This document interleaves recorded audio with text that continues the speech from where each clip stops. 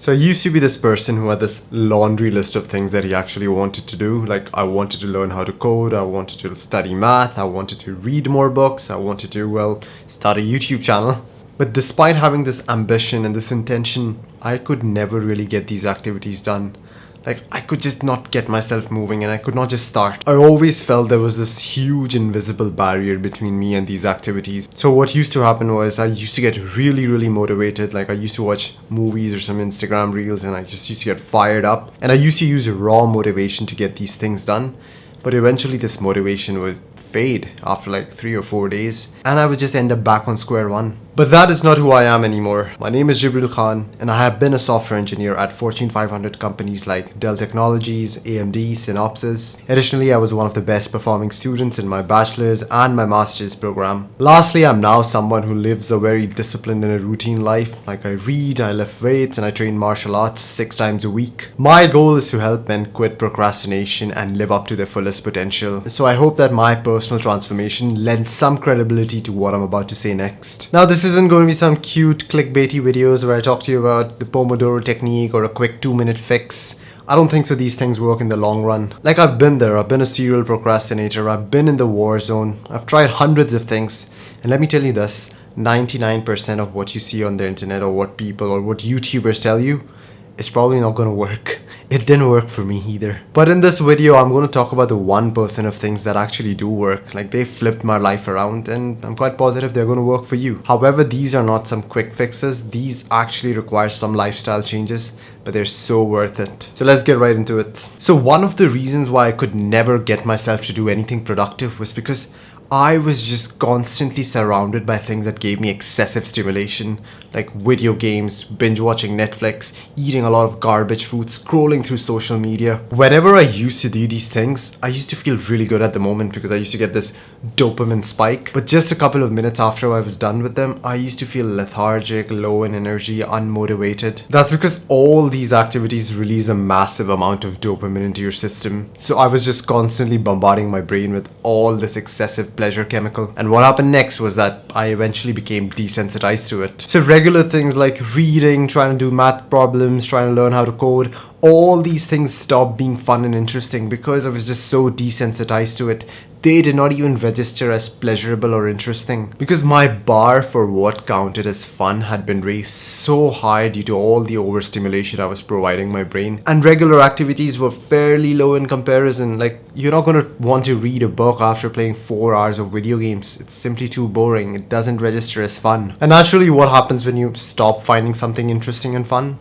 Well, you stop doing it. So I started procrastinating all these productive habits. They began to seem like chores, like something that would make me actually suffer and something that I really didn't want to do anything with. Like from that point onwards, I decided that I need to do something about this. So I made a list of all the things that I thought gave me unearned pleasure. They gave me instant gratification.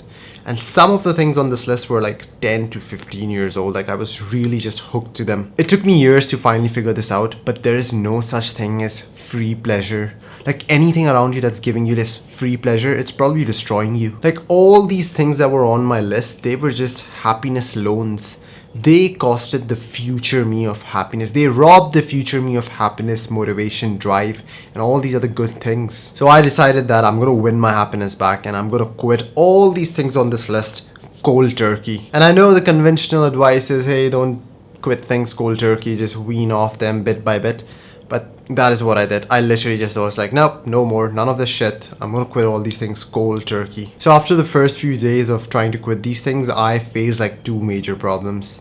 The first problem was that because I was so hooked to some of these things, like I'd been consuming them for like 10-15 years, such as playing video games or eating fast food, I experienced a lot of withdrawal symptoms when I actually quit them. Additionally, I was having like a lot of cravings to get back into them because these things have been giving my brain a lot of dopamine for so long and my brain just refuses to let them go. One other thing that I realized during this process of trying to quit instant gratification was that my ability to say no to these things had been severely deteriorated.